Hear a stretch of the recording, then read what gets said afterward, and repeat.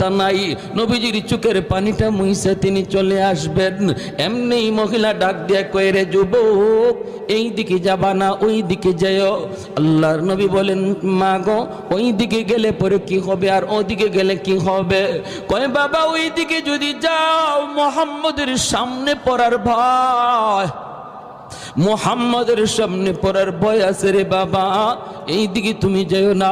তোমার মতো যুবক আল্লাহর জমিনে আরেকজন আমার নজরে পড়ে নাই।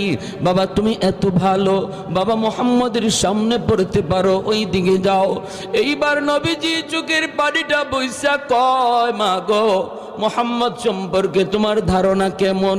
কয়, বাবা ধারণা তো ভালো না, মুহাম্মদ তো অনেক গরম মানুষ, খালি গরম কথা, খালি গরম কাজ, নরম বলতে কিছু নাই, শুধু রক্তপাত। নবী তখন বলেন, মা গো, মুহাম্মদ সম্পর্কে তোমার এমন ধারণা,